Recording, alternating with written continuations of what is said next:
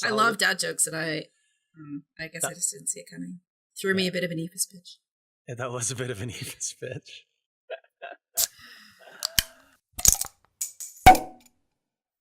Welcome to the Toronto Beer Podcast with me, Chris Schreier, and as always, my wonderful co-host, Mandie Murphy. How are you doing this gray, rainy, whatever the heck day it is morning? I'm wonderful, Chris. How are you?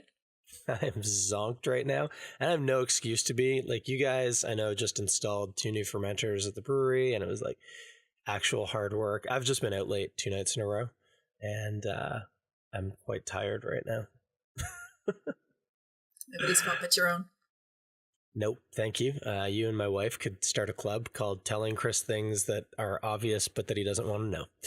My mom has a thing that you're not allowed to complain about your not feeling well if it's related to a sports injury or a hangover because you've done it to yourself. Yeah. I mean, the hangover, I kind of can agree on that. But complaining about a hangover makes it feel better. So it's part of the process as far as I'm concerned.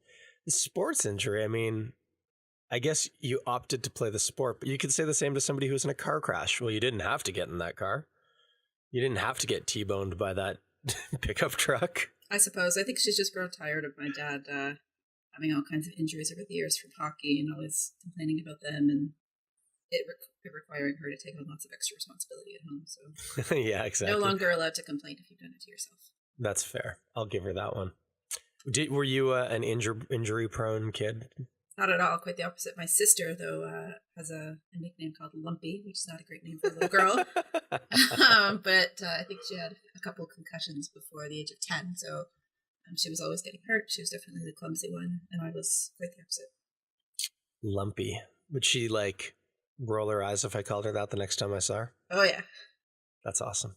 I love really awkward nicknames like that you're not supposed to know, and then you learn them, and then you use them, and it really throws the person off. So, there's a guy, we just found this out, I haven't even seen him since I found this out, but, when you meet somebody with, a unique kind of hobby, and you're like, oh, I have another friend who has the same unique hobby, and then, of course, it turns out they know each other because of the level of uniqueness. And so the story with no names is probably really confusing to follow. But my original friend, we'll call him Bill. I was talking to a cousin, a friend of mine's cousin, and they both do the same thing. And the cousin was saying, "Oh, you know Bill, yeah, oh yeah, the guys, we all call him Blackjack." And we were like, "Oh, why do you call him Blackjack?" And he was like, oh, because when it comes to dating, he never goes over 21. Oh. So I can't wait for the next time I see him. I'm going to be like, hey, Blackjack, what's up? Anyway, hey, so you installed some new tanks yesterday. Will you fill us in? What's the happening around left field? Well, I wouldn't go so far as to say they're installed, but they are standing. So that's a pretty major accomplishment in and of itself. Yep. So yeah, we received 2 new 40-barrel fermenters. So it's the same size as the 3 tanks that we already have in the building. So we've grown from 3 40-barrel fermenters to 5, which is pretty exciting. We actually ordered them the week after our first pop-up shop because we really had no idea that we would be capable of selling the amount of beer out of our front door that we are. And so we recognized pretty quickly that we needed to expand, and we got ordering those tanks because they do take quite a bit of time to manufacture and send. And yeah, we hope to have them online and operational within, best case scenario, I'm going to say about a week from now. Cool. Can you say what the first thing going in them is going to be? Yeah, we're going to brew bricks and mortar coffee porter with a new variety of coffee from Pilot Coffee, our neighbors. Yep. We've been since we brewed the first batch of that, we've been asked over and over if we could bring it back, and we didn't think it was necessarily the best style to do a full-on launch with throughout the summer, so put it off till the fall. But if we can get something into those tanks, like a brew of bricks and mortar in the next couple of weeks, I think the timing would be just about perfect. We would be able to launch it late September. Nice. That's good. Yeah, so pretty excited about that. And then the other tank will affectionately become known as the second Ephus tank. And really? Yeah, wow. we don't want to be the Ephus brewery, but we're having a really hard time keeping up. And sales of IPAs always really take off for us in September, so we're a little nervous. Wow. I guess as well, canning now, that's, it has a funny way of filling up or taking away beer.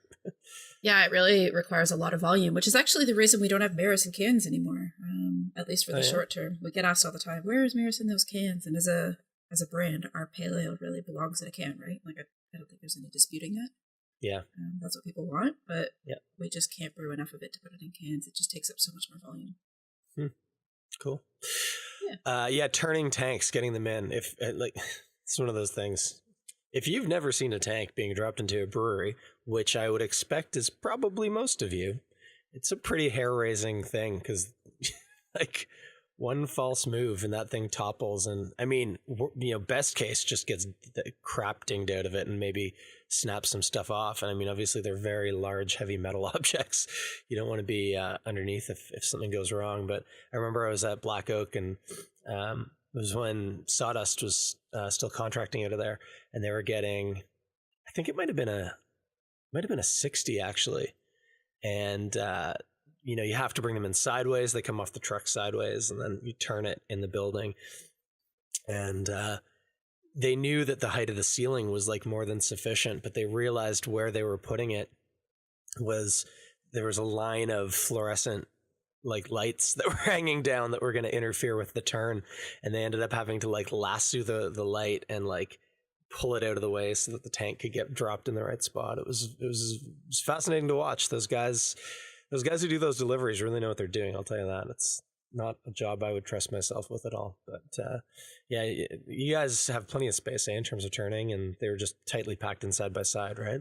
Yeah, you would think so, but not even close, really. We have these giant beams that make up part of the ceiling or the roof, and the tanks sort of need to land between them, not underneath them. And so there's a pretty tight space that you need to get them in. Also, we have this racking system that holds all of the glycol lines and the electrical lines and the water lines and the auger for the grain. And so we need to wedge the tanks in between that rack system that's hanging from the ceiling and the wall. And so it was pretty tight space. A lot of that stuff wasn't in there when we stood up our first 3 tanks. Right. So we were really sort of running out of space, and there was space for one more in and against the wall, which would bring us to 6, and then space for another 6 tanks in front of those.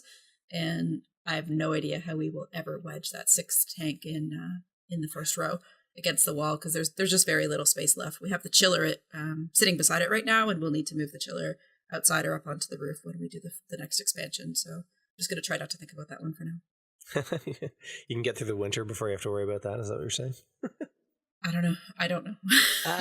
We should have probably ordered our next tanks already, but it's not happening right now.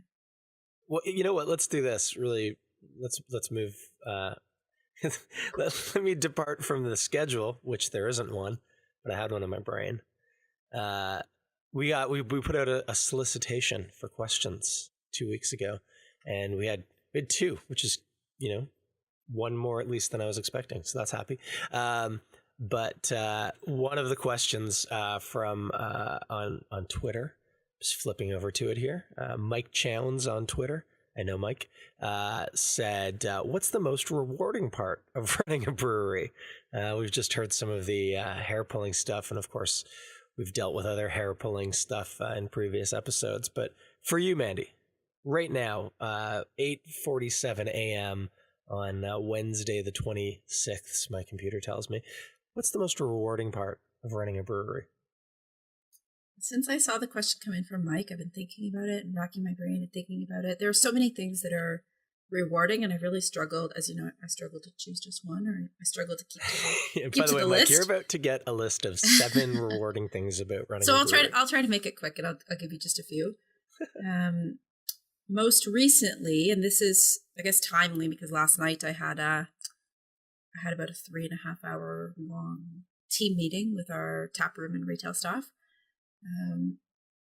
and just being an employer and recognizing that we've created jobs, and not just any old job. Like, the team seems pretty happy and enthusiastic and engaged in what they're doing, and it's a place that they come every day, not just to pay the bills, but they truly enjoy being there. They've fostered their own sort of relationships with one another, and many of them have become friends outside of the brewery, and they didn't know each other otherwise prior to working at Left Field.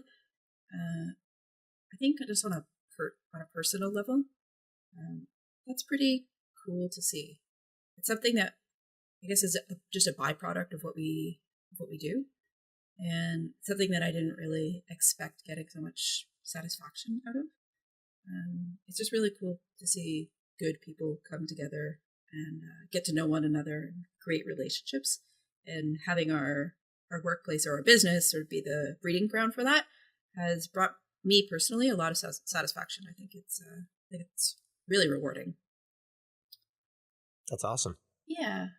I don't run a brewery, so I don't have anything rewarding to add to that. But if you've got another rewarding thing, I'll give you a rewarding thing of being a home brewer, which I sometimes am. If I have another rewarding thing? Yeah, you said you were gonna, you had like a list going. Do you have another thing, or do you want sure, to? Yeah. No, I do. I was missing where you were going with that. Yeah. So I think that can be something that happens in any business. It doesn't need to be a brewery. So if you ask me what the most rewarding thing is about running a brewery and just not running a small business, it would have to be the reaction that the public and the beer consuming public has to our product. Just seeing that we could create something more or less out of thin air, just ideas that we've translated into real life, whether they be beer recipes or brand ideas, design, packaging, beer styles, like things that we've just created because it's something that we enjoy personally. To see that other people connecting with those things and getting enjoyment out of them, and fostering, I guess, great times with them and their friends and their family, and being the facilitator of that is extremely rewarding. Every time somebody comes up to us and says, I love your beer so much, and I love what you guys are doing, and I love your branding, and I thought this was one of the most delicious beers I've ever had. And when you hear those sorts of comments, it's like, okay, all that crap was really worth it. Like some of the stuff we have to deal with on a daily basis can be fairly stressful, and to see people so happy and loving what we're doing so much, it makes it all worthwhile. That's awesome. Yeah. So we're getting ready to move, which is exciting and cool. And right now I'm in the midst actually of tackling the garage. And wait, you would describe moving as exciting and cool? The move, like where we're going to end up, is very exciting and cool. And there's an exciting, cool factor, and it's like the one shining light of moving, which is that you get to kind of go through your stuff, and you actually get to get rid of a lot of stuff and shed a lot of, unnecessary things. But so I'm in the midst of doing the garage, and so yesterday I went through kind of the front half of the garage, and it's obviously where the stuff that gets used more is, and so all my homebrewing stuff was in there, and I actually have not brewed a beer in calendar year 2015 yet at home. Yeah, no, not at all. And there's a whole host of reasons why. I did, in fact, try to brew a beer. And it's funny because I've tried to brew a beer just because I wanted to brew it, like no ulterior motive. But it occurred to me as I was doing the planning and stuff for it that I was like, this would be a cool beer to hit up you guys, hit up Mark with as doing like for the Little League thing, because it was going to be a Japanese pale ale. And so it was going to be, there's going to be some rice in the grain bill to lighten it up a bit. It was going to be all Sriracha Ace hops, and there's going to be a little ginger in the dry hop. And I thought it'd be really cool. And obviously, especially if after your team meeting last night, you tuned into the game, we've got a fantastic Japanese pitcher that we could, play with the name a little bit. But anyway, that's neither here nor there. I did try and make that beer. I screwed it up. I can't remember if I talked about this in the podcast or not. I did talk about it on Facebook a bit because I was grabbing grain off of a friend, a brewer, and they often have milled grain in bags, like in grain bags. But what the grain bag says rarely correlates to what's in the grain bag. It's just they've used an empty bag at the outlet of the mill. And it just said mash on it. And so I thought, hey, cool. It's probably just two-row or Maris or something like that. So I took it. But it was what was actually on the label. it was sour malts. It was acidified malt. And so I put like 5.5 kilos of acidified malt into my mash.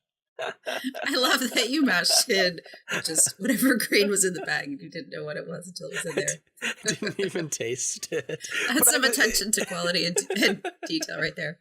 That's the kind of homebrewer I am. That's why homebrewers don't generally brew with me. But it's funny because that's actually the direction I was going though. So I can't even remember how I got off on that tangent. I was going through my brewing stuff and I haven't brewed this year, but I was going through my stuff and I realized I've got gear. I've got some stuff that's just been like straight given to me. Jeff at Muddy York's actually been very, very cool to me, passing along homebrew stuff that he doesn't need anymore. So that's been really cool. But also, like, I look at this stuff and there's so much like collective energy and like collective knowledge. And I know that's the case for anything, but for some reason it really stood out to me in homebrewing. I was looking at this and I'm like, oh yeah, I got the idea for that counterflow chiller from Mark's counterflow chiller, right? I got this idea for how I do my mash tun from a guy, I don't even really know him that well, but a guy I kind of half know online called Tim. I was like, this is, I love the way that in this hobby, like it's so supportive and it's so intermeshed. Even if you are an idiot and do things like put 5.5 kilos of sour malt in your mash, they still let you be part of the club, which is pretty cool. And so I don't run a brewery. But in terms of brewing, that's probably one of the most fulfilling things. That and obviously, and it's sort of a pat answer, but access to beer is pretty wonderful, and having the ability to create your own is pretty sweet too. So that's Mike Chowns on Twitter, my buddy up north. I hope that answers your question. Do you want to add anything to rewarding parts of running a brewery, or are you tapped out? No, I would second your comment about just the collaborative knowledge and the community sort of thing. It's like, I'm not sure that there are very many other industries where you would be friends with your competitors, and where you would work so closely together. And I would say that's something that has always really stood out to me with the brewing industry. It's a pretty cool thing, and I don't know if I find it rewarding, but I think it's a great reason to be part of it. I even, as we're having this conversation, I normally keep a couple of windows and stuff open on my computer for the sake of having access to, articles or something we're going to talk about. There is right now on GTA Brews, which is a great homebrewing, and there are professional brewers as well, group on Facebook that I'm part of, a design for a racking cane converted into a Venturi-driven wort aerator that I'm really excited to try when I finally get my brewing setup at the new place going, because I've had aeration problems, and I was thinking about getting, a beer stone and either the setup with the oxygen tank or just using the aquarium pump or whatever. But this looks really cool and totally DIY, and a fellow Toronto brewer, Ed, has posted this, and I'm just looking at it right now. I think this is fantastic. I'm totally going to do this. It looks so easy, so cheap. I like it. Okay, so that's good. That is fulfilling. Can I ask you one more question, Chris? Yeah. So now that you've sorted through all of your homebrewing stuff, that you've realized that you haven't brewed anything in this calendar year, I would imagine that when you get into the new space and you get all settled, that you have some brews in the works or in your plans for the foreseeable future? Yeah, I mean, I've always got some ideas floating around, like the JPA, the Japanese Pale Ale, was one that I've kind of been knocking around for a while. I might actually try and do it again, because everything I brew, this is another thing that kind of I find often I feel a bit different than a lot of homebrewers.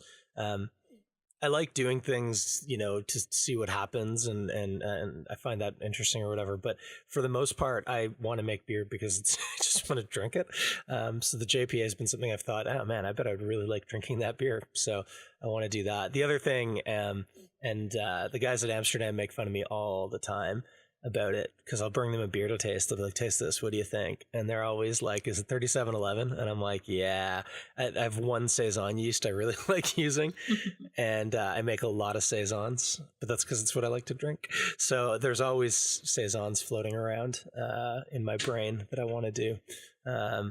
So yeah, I also like doing really simple things. me and Cody at Amsterdam have been talking for ages about homebrewing just a straight porter.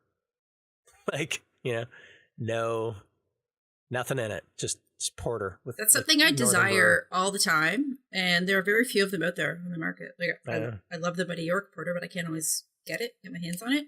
Yep. And otherwise, it's like, I guess Clifford Brewing has a porter now. Same thing, I can't always get my hands on it, but there are few of them out there, and it's something I love.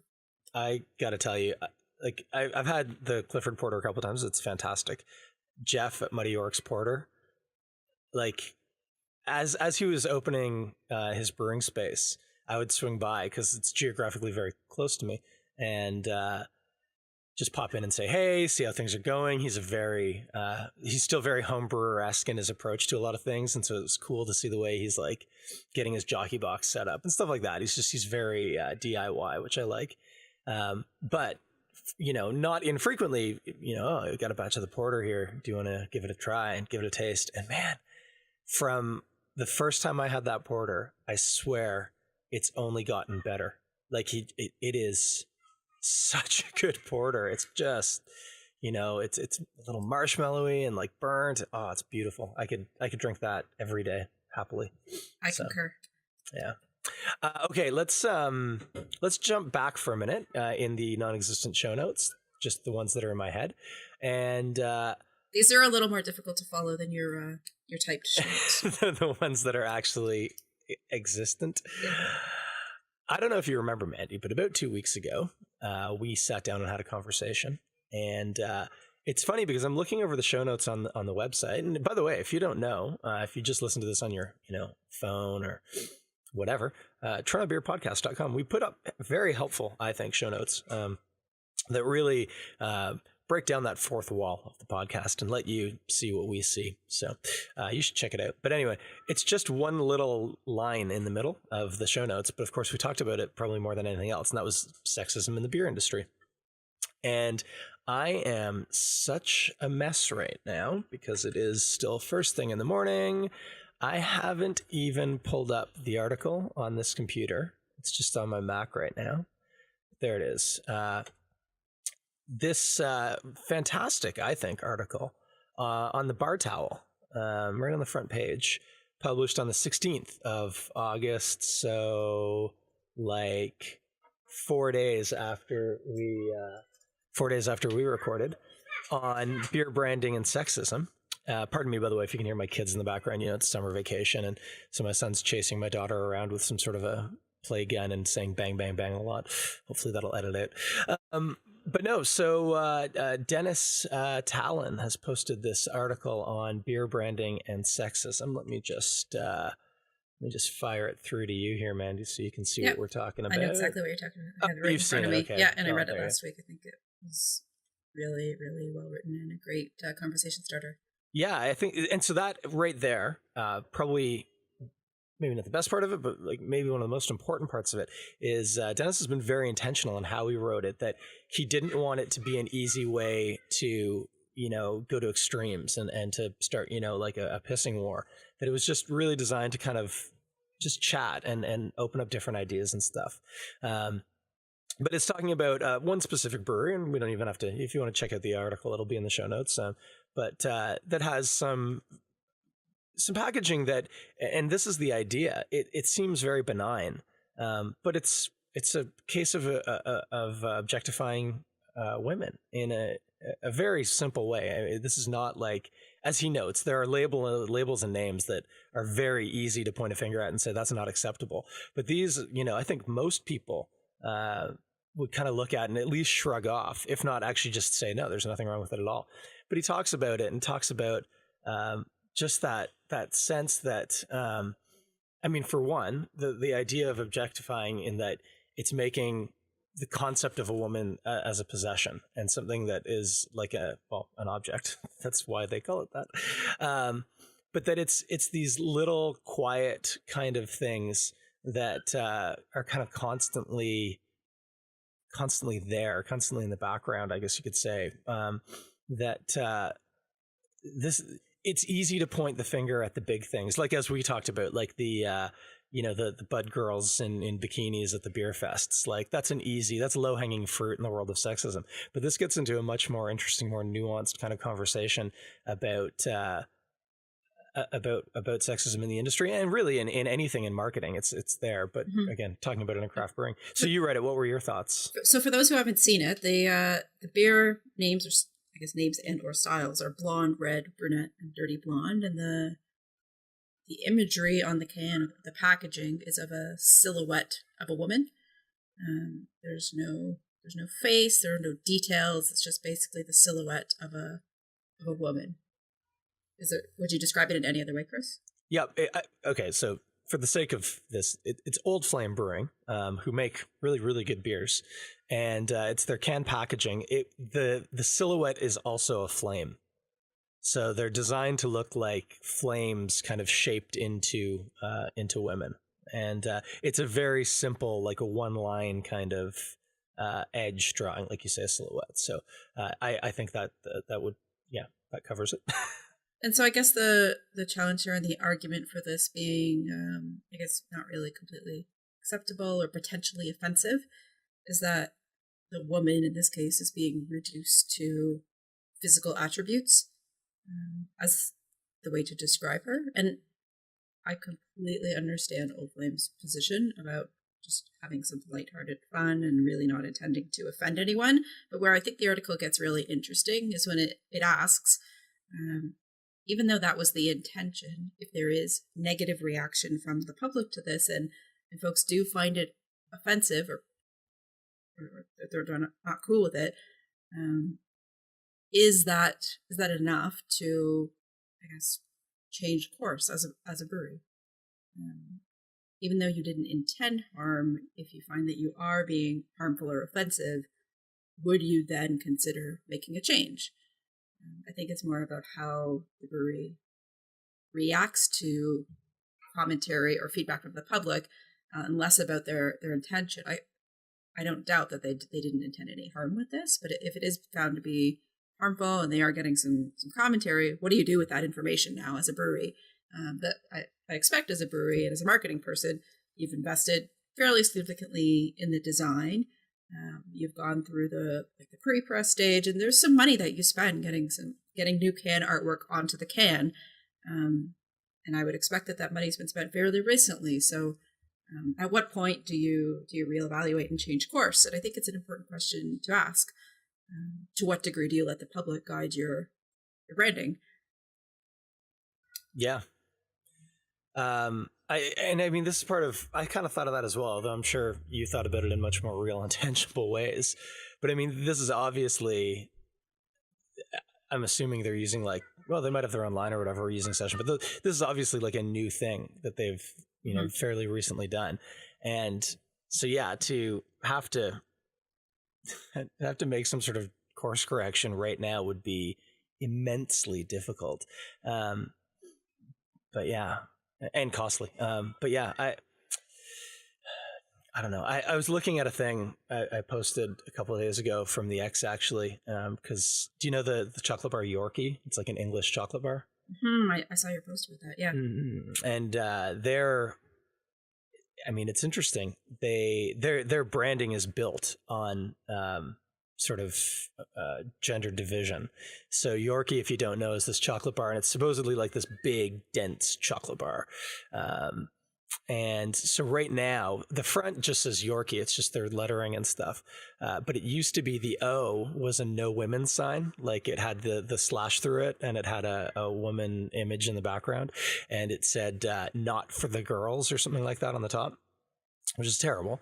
Now it just has a thing. It looks like a stamp on the back that says "man fuel for man stuff." And I posted it and lightheartedly said now 17% less misogynistic.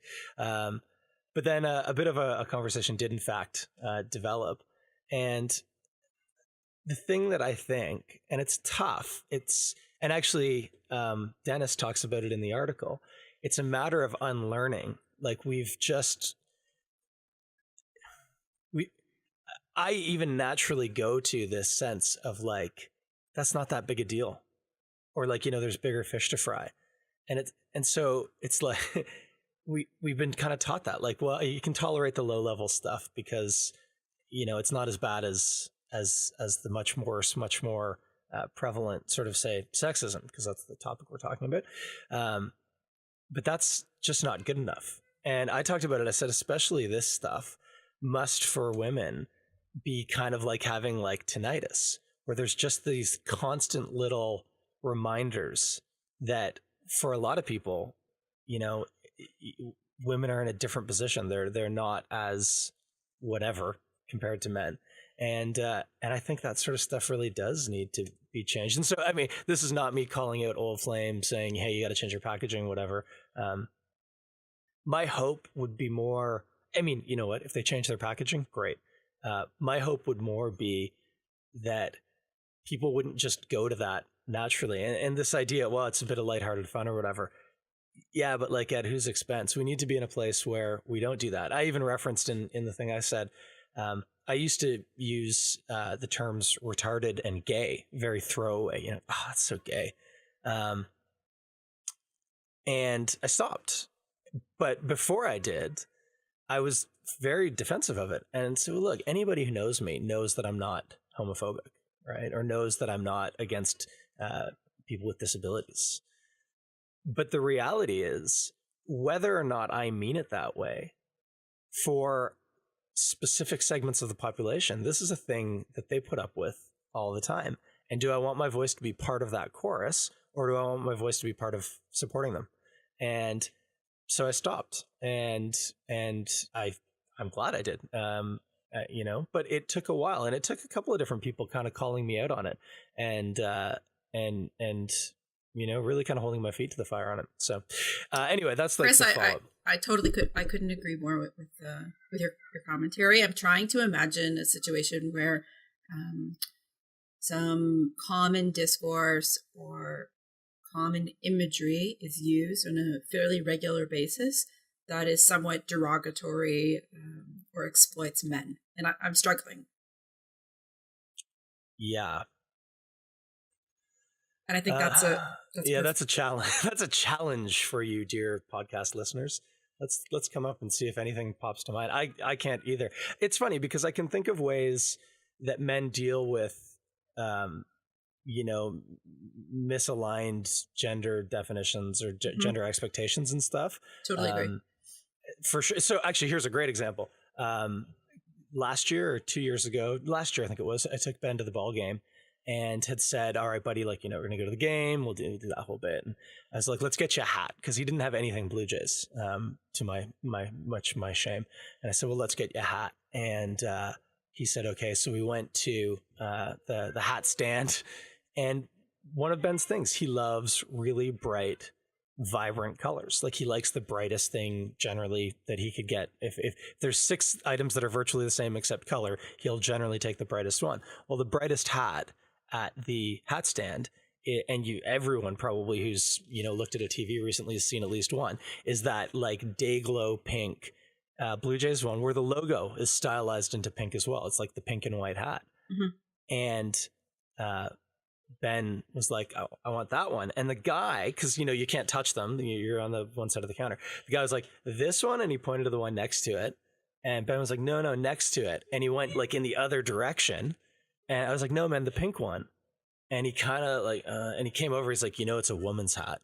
And I was like, who cares, right? So there are these things that happen for men as well. And I'm not trying to suggest that men have it easy, but B, I'm also not here trying to suggest that we're in some way experiencing an equal level of sexism. But it does exist. There are ways. But like you say, in terms of objectifying bodies, I mean, maybe in pickup truck ads, but they're not really marketing towards women. They're trying to market towards men who want to live up to this non-existent ideal, I guess. But that's about all I got.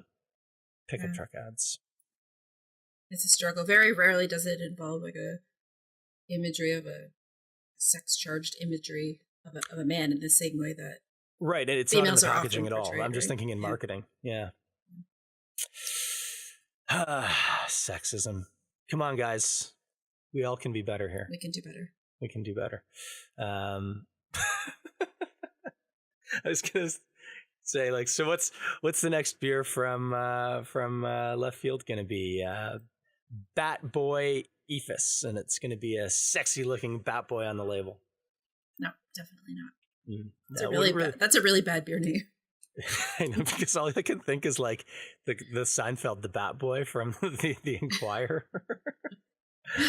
Okay, let's transition off this. Back to the show notes. I know this one you've probably been looking forward to most. Gosh, I hope you've been thinking about it, because I actually did. And now I have to try and remember what I thought.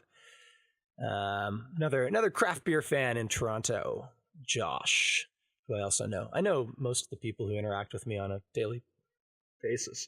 Pardon me. Asked on the Facebook page, what was your first IPA? And I think I'm going to go ahead and assume we're not including Keith's in that. Because if we're including Keith's in it, then Keith's is mine. Do you remember what your first IPA, like legit IPA you had was? You know what? I don't. I thought Untapped would help me out, because that's how I use Untapped, is to remember what I drank at what point. And I scrolled all the way back. It takes forever to scroll back in Untapped, because you always have to click see more. Anyway, that's besides the point. I actually don't remember. I don't think that's the answer Josh was looking for.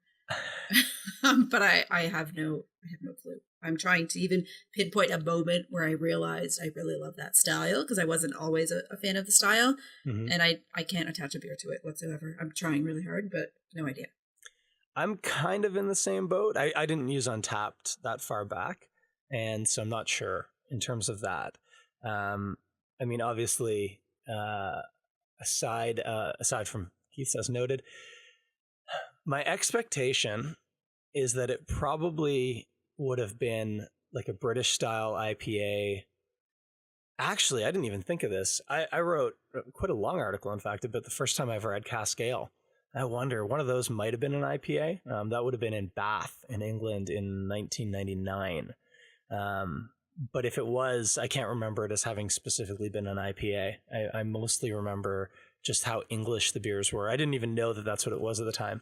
But looking back, the flavor profile, they were very English. They were fruity and had very noble English hop to it. So anyway, the first IPA that I could actually put a name to that I remember drinking, and this well predates Chris as the beer geek, was Anchor Liberty Ale, which was at the LCBO.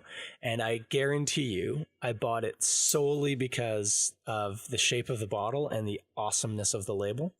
But then I remember, I can't remember the place and time, but I remember that the first time I had that beer, I was like, whoa, this is really good. And I don't know what this like bitter thing going on is, but I want more. And so that's the first IPA I can really remember kind of setting my teeth to. And it's still an IPA that I drink today, is the Anchor Liberty Ale. My gosh, I love that beer. It's a good one. It is a good one. Okay, so that, Josh, hope that helps. Josh, by the way, and I drink IPAs together, and he's becoming quite the little hophead is Josh Lake. Good guy. I'm sorry, Josh, for my terrible answer. It's all right. I'll do better next time. Yeah. Let's be better. Late breaking news. I wonder if I could edit in one of those like.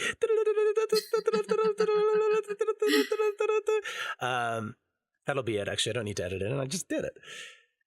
Everybody should be reading, and everybody listening to this podcast should have already seen this. I'm going to put it out that way. This is only late breaking news if you're listening to the podcast. If you're not listening to the podcast, if you're alive right now, this instant, in this moment in time.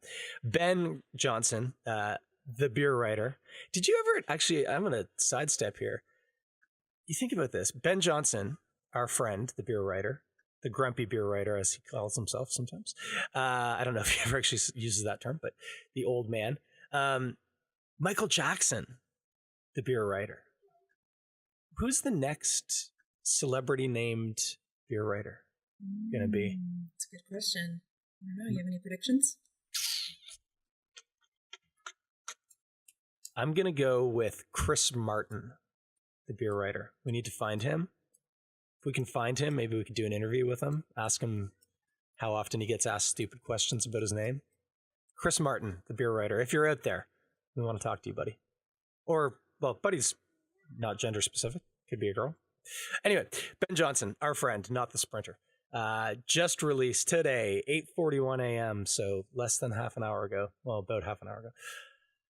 More details about the LCBO growler program. Now, I wonder, he says the LCBO sent an email to some of Ontario's craft breweries to invite them to submit products for the launch of their growler fill program that will start with their flagship Summerhill location. That's a direct quote, by the way.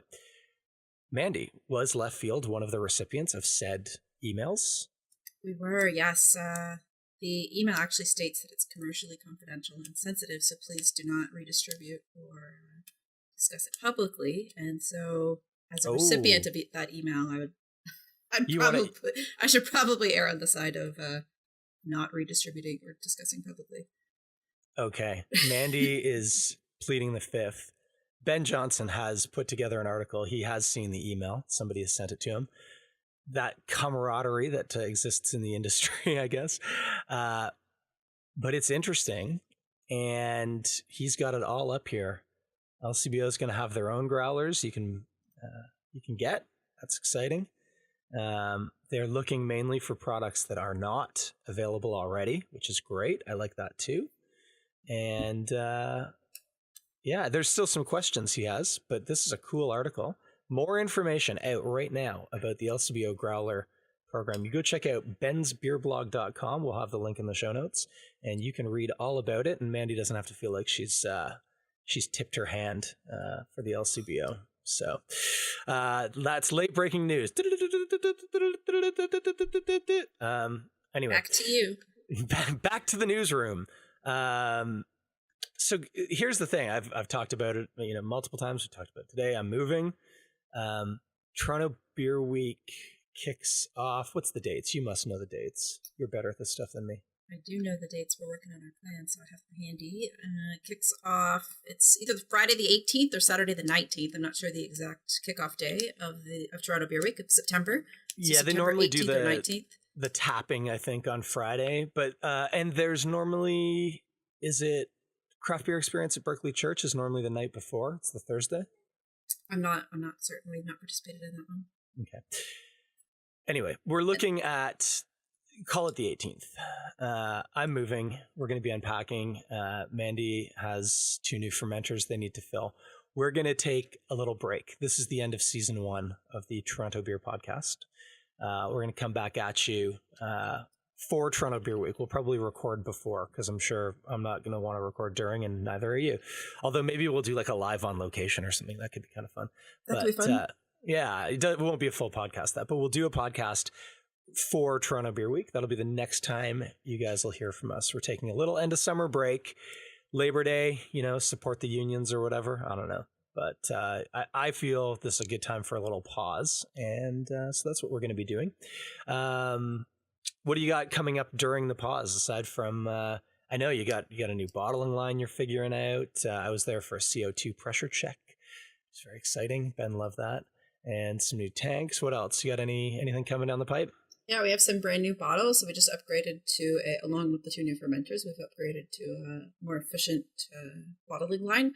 And so as a result, we need to change our bottle. So we'll be launching a new bottle in the shop, probably mid next week or late next week, depending on how well the first, how smoothly the first bottling run goes. And the first brand that we'll be bottling is actually going to be our new fall seasonal brand. So Sunlight Park was our summer seasonal, and it's just making its way out now. And yeah, we have a new brand coming up. So we'll actually be launching the brand this weekend at the tap room on Cask, and I haven't announced it anywhere else yet. So this is the official launch announcement. Go. So the style is a hoppy wheat ale, or an American wheat. Yep. And it's 5.5%. It's just beautiful in color and very fresh and aromatic, hoppy wheat ale. And the name of the beer is Grandstand. So it's a Grandstand hoppy wheat, and we'll have it around for the entire fall season. But the first place it will launch is on Cask in the brewery this weekend. So you can find a Cask of it tap each day on the Saturday and the Sunday. Before I commit, yep, I'm going to come by on Saturday and have some of that. That sounds fantastic. That actually, as a style, is a style I'm very fond of. I think the first time I had it was the Schneiderweiss Brooklyn collaboration, and have loved that style. Is it True de Diablo does a pretty good one. I'm forgetting which one it is, but they do a nice one, and yeah, that's a good style. Miami Vice, obviously, and now Grandstand. I like it. I like it a lot. We've been working on the recipe for quite some time. We sent a few batches through the pilot system, and it's something we've been doing some analysis on, just in terms of other examples in the market, and there wasn't really anything that was meeting our needs existing on the market, or our specific taste preferences. So it's something we've been spending a lot of time on, and we're really excited to launch it for the entire season, not just as a one-off. That's wicked. Yeah. Sweet. I'm moving, and so do you still need those boxes? I have a Yep. giant growing pile of boxes at the brewery for you, so come on by and grab them. I will come by probably tomorrow. I got an errand to run out your way, so I will do that. That's fantastic. Moving boxes, and then anybody listeners, Toronto Beer Podcast listeners, anyone moving after September the 3rd, you let me know. I'm gonna have a lot of boxes. You can have them. I'll even break them down for you. So cool. That's it. We'll talk to you guys just before Toronto Beer Week. Have a nice Labor Day, and enjoy some long weekend beers when it hits next week. 2 weeks. When's the 2 weeks? No, next weekend is the long weekend, right? Yeah, not this coming weekend, but the weekend of the 5th, 6th. 10 days away. Back to school, kids. If you're a kid going back to school, maybe this isn't the podcast you should be listening to. Talk to you in a few weeks, guys.